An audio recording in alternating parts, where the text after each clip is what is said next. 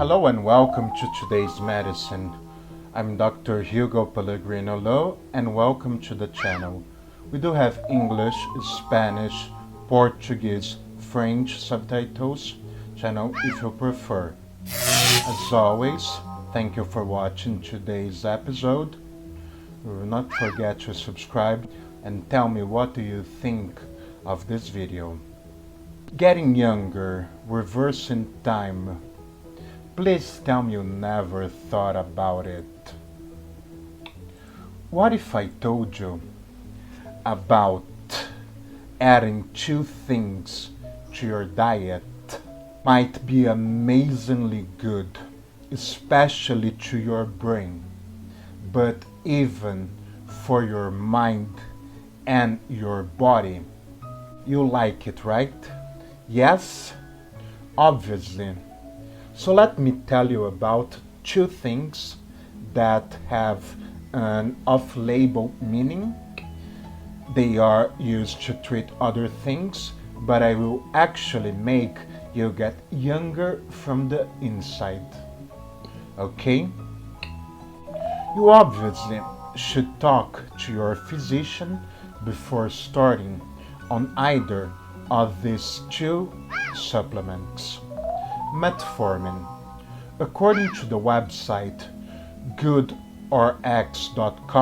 Sharon Orange, MD, MPH, an associate professor of clinical medicine in the Division of Geriatric Hospitality and General Internal Medicine at the Keck School of Medicine of USC. In July 25, 2018, she wrote, Metformin is the first oral treatment for type 2 diabetes. It enhances the effects of insulin on the liver and skeletal muscles. That we know. What we didn't know until recently is how many benefits we would discover for metformin that aren't related to diabetes, leading many to impress if metformin is the holy grail. Number 1. It improves male fertility. Metformin improves sperm motility and reproductive function in males with diabetes. Additionally, in labs, incubating sperm with metformin increases their ability to fertilize eggs after cryopreservation, meaning the freezing during sperm donation. Improved female fertility in patients with polycystic ovary syndrome. Adding metformin to clomiprim increases the chances for women with unexplained infertility to conceive compared to using only clomiprim alone. Longer lifespan. It is now widely accepted that metformin prolongs the lifespan and improves immunity in mice. Does metformin increase lifespan in humans? Honestly, we still don't know, but metformin, which reduces blood sugar and insulin levels by improving insulin sensitivity, has been shown in rodents to extend lifespan and prevent cancers from forming. Colon cancer prevention and treatment benefits of metformin for the prevention and treatment of colorectal cancer has been shown in several studies. Metformin improves overall survival rates of diabetic patients with colorectal cancer. Prostate cancer treatment. A very recent study in mice with prostate cancer found that adding metformin to traditional chemotherapy inhibited cancer progression. This could mean that metformin may add some benefits to androgen deprivation therapies like Lupron, one of the main hormones used to treat the symptoms of prostate cancer, treatment in humans. Number 6. Ovarian cancer treatment. Metformin has shown anti-tumor effects when used in the treatment of ovarian cancer. It enhances the gut bacteria. Recent studies have revealed that metformin influences the intestinal microbiome, the good bacteria that lives in our intestines. In fact, many believe metformin helps with weight loss by altering the composition of the gut bacteria. Dementia Prevention. People with diabetes who took metformin have been shown to have a lower risk of dementia than those who take other diabetes medication like glipizide or glyburide. Today's video will be a little bit hard to understand, so please, if you really want to understand what is going on here, you can always grab some water, take a deep breath, and off we go. Obviously, you need to talk with your personal doctor, your personal physician, when it comes to this. Unfortunately, when it comes to medicine, not everything is clear as day or black and white. But, according to Gretchen Reynolds from the New York Times, she did an article that was posted on the 30th of June of 2019. A popular diabetes medicine, sometimes indicated to slow aging, may diminish some of the benefits that aerobical exercise brings to healthy seniors, according to a new study. The medication, called metformin, can weaken certain physical changes that are caused by physical activity that normally help people to age well. The results raise questions about the connection between medication and physical activity in health, aging, and also whether we know enough about how these two factors interact. The findings are particularly disconcerting if we think that healthy, active people are considerably taking this medicine to delay aging. Today, metformin is the most prescribed medication globally for people with type 2 diabetes. It allows people that have this disease to improve their blood sugar control and insulin sensitivity, in large part by reducing the amount of sugar that is released by the liver into the blood. In people that have diabetes, the benefits can clearly outweigh the risks. Recently, however, scientists, doctors, and many other researching middle age have been intrigued by the idea that the drug could also change the way healthy people age. Worms and rodents given metformin typically live longer than their unmedicated lab mates. These animal studies suggest that in addition to lowering the blood sugar, the drug also reduces inflammation and produces other cellular effects that can modify aging. Exercise also influences the aging process, of course. Animal and human studies show, for example, that regular activity improves people aerobic fitness and insulin sensitivity.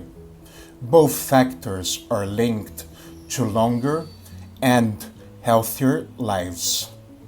Unsurprisingly, some researchers have come to speculate that the combination of metformin and exercise can lead to even greater benefits against aging than the approach alone. But little was known about how and if metformin and exercise could work together in our bodies and our cells. So, for the new study that was published in February 2019 in the scientific journal Aging Cell, researchers at the Oklahoma Medical Research Foundation in Colorado State University and the University of Illinois in Chicago decided to ask some health people to exercise and take metformin. They began by recruiting 53 sedentary but healthy men and women in their 60s. Most had risk factors for type 2 diabetes, such as family history, but were not diabetic.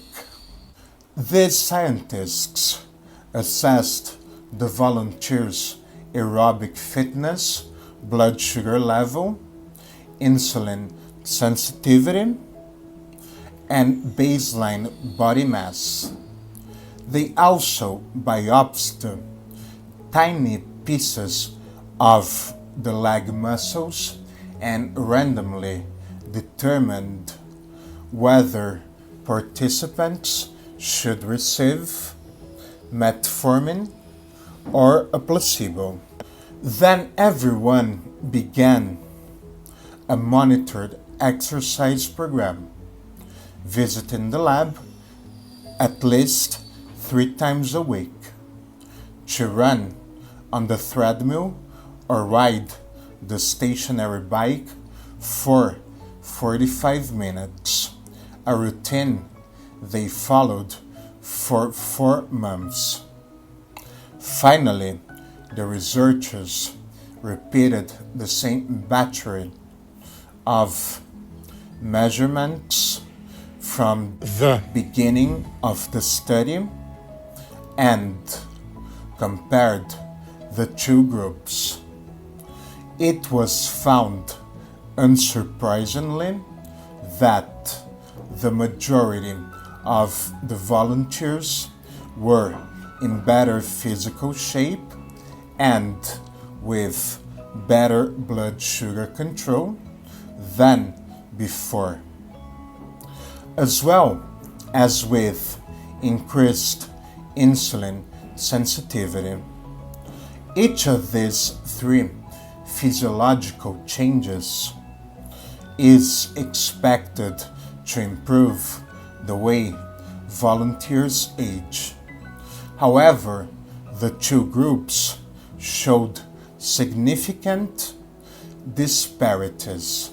Overall, the men and women who took metformin gained less fitness, achieving only half the endurance of the placebo group.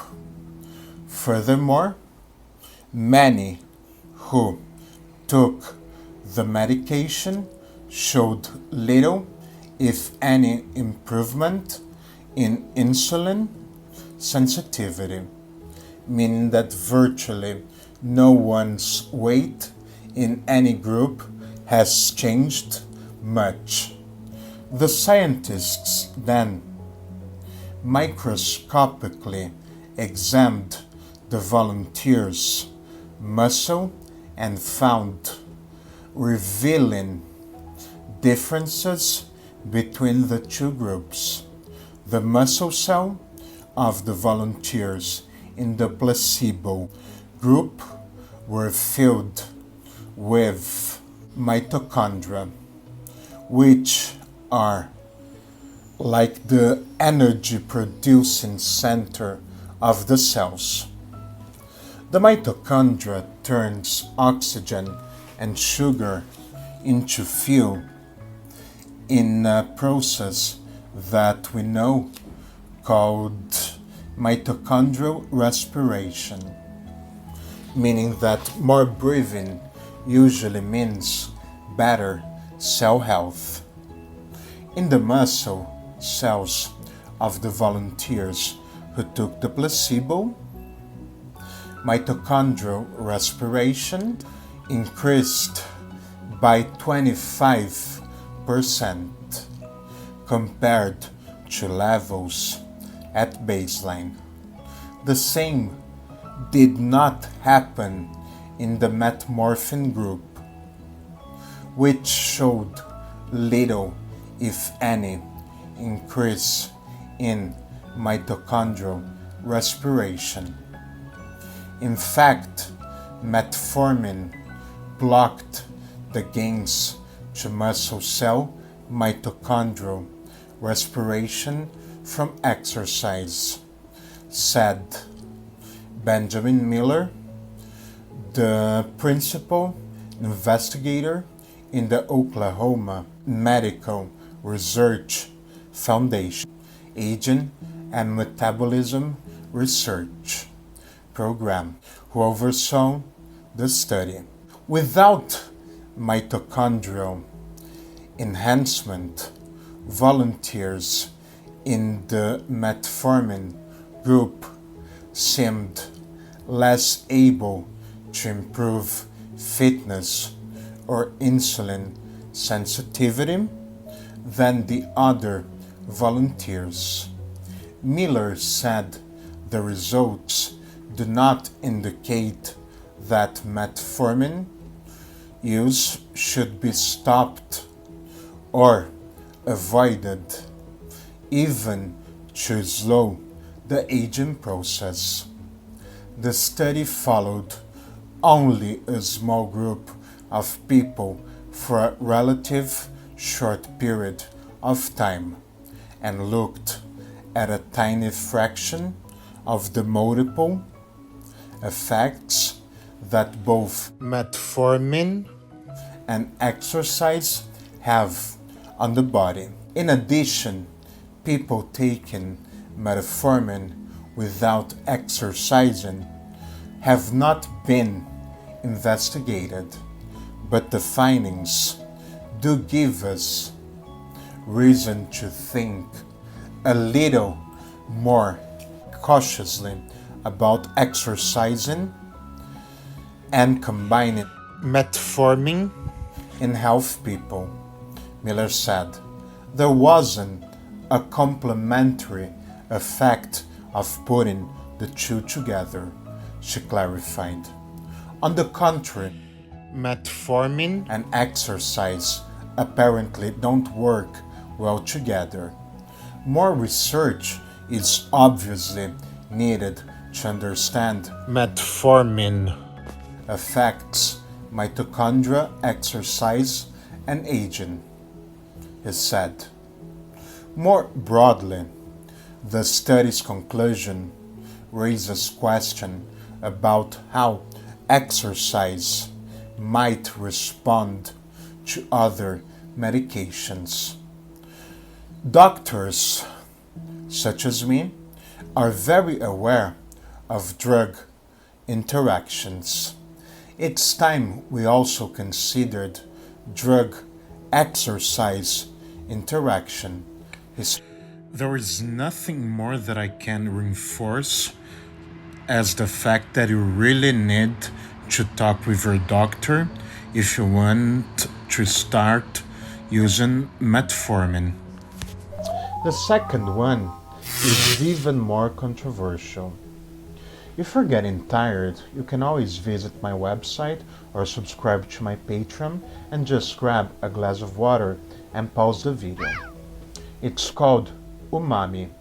According to the website healthline.com, Ryan Raman, a master's degree in nutrition and dietetics from the University of Auckland. He's a registered dietitian who is passionate about the role of antioxidants in healthy and has published studies on how they may affect several eye diseases.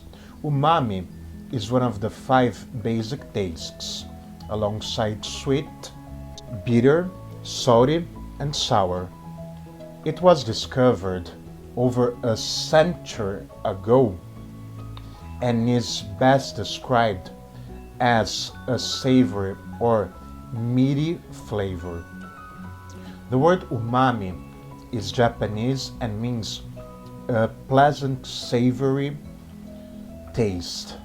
Scientifically speaking, umami refers to the taste of glutamate, inosinate, or glutamate or glutamic acid is common amino acid in vegetables and animal protein.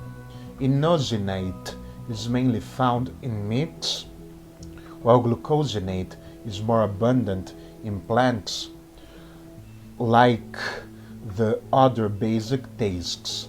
Detecting umami is essential for survival. Umami compounds are typically found in high-protein food. So tasting umami tells your body that a food actually contains protein. But you might tell me, I'm a vegan, and I'll tell you something else. I'm also a vegan. But you can actually be able to purchase umami on the internet and just add it to your food. But obviously, talk to your doctor before doing this. In response, your body secretes saliva and digests the juices to help digest this protein. Aside from digestion, umami-rich foods may have potential health benefits. For instance, studies show that they're more filling. Thus, choosing more umami-rich foods may add weight loss by curbing your appetite. There are 16 umami foods with surprisingly health benefits. Number 1. Seaweed are low in calories, but they're packed with nutrients and antioxidants. They're also a great source of umami flavor due to their high glutamate content. That's why kombu seaweed are often used to add depth to broths and sauces in Japan cuisine. Number 2. Soy-based foods are made from soybeans, a legume that is a staple in Asian cuisine. Though soybeans can be eaten whole, they're commonly fermented or processed into various products such as tofu, tempeh, miso, and soy sauce. Interestingly, processing and fermenting soybeans raise their total glutamate content as proteins are broken down into free amino acids, particularly glutamic acid, though soy is controversial due to its phytoestrogen, meaning a plant-based female hormone content. Eating soy-based foods have been linked to various benefits, including lower blood cholesterol, improved fertility in women, and fewer menopausic symptoms. Soy-based foods are naturally high in the umami compound glutamate. Fermented soy-based foods are especially high as fermentations can break down proteins into free amino acids such as glutamic acid. Aged cheese. The aged cheese are high in the umami compound glutamate as well, as cheeses are. The protein break down into free amino acids through a process called proteolysis. This raises their levels of free amino acids. Cheeses that are aged the longest, such as an Italian Parmesan, which is aged 24 to 30 months, typically have the most umami taste. That's why even a tiny amount can significantly boost the flavor of a dish. Number 3. Kimchi is a traditional Korean side dish made from vegetables and spices.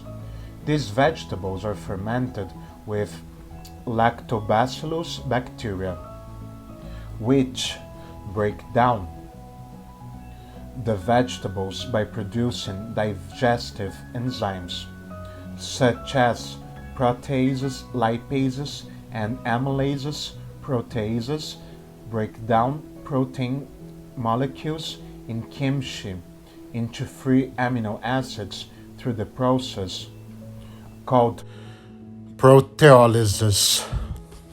This raises kimchi's level of the umami compound glutamic acid. That's why kimchi contains an impressive 240 milligrams of glutamate per 3.5 ounces or 100 grams. Not only is kimchi high in umami compounds, but it's also incredibly healthy and has been linked to health benefits such as improved digestion and lower blood cholesterol levels. 3. Green tea is a popular and increasingly healthy beverage. Drinking it has been linked to many potential health benefits, such as reduced type 2 diabetes, lower bad LDL cholesterol levels, and healthy. Additionally, green tea is high in glutamate, which is why it has such a unique sweet, bitter, and umami taste. Dried green tea contains 220 up to 670 milligrams of glutamate per 3.5 ounces or 100 milligrams. This drink is also high in thiamine, an amino acid that has a similar structure to glutamate. Studies show that thiamine also plays a role in its high umami compound levels. Meanwhile, green tea's bitterness comes mainly from substances called catechins and tannins. Number 6. Seafood. Many types of seafood are high in umami compounds.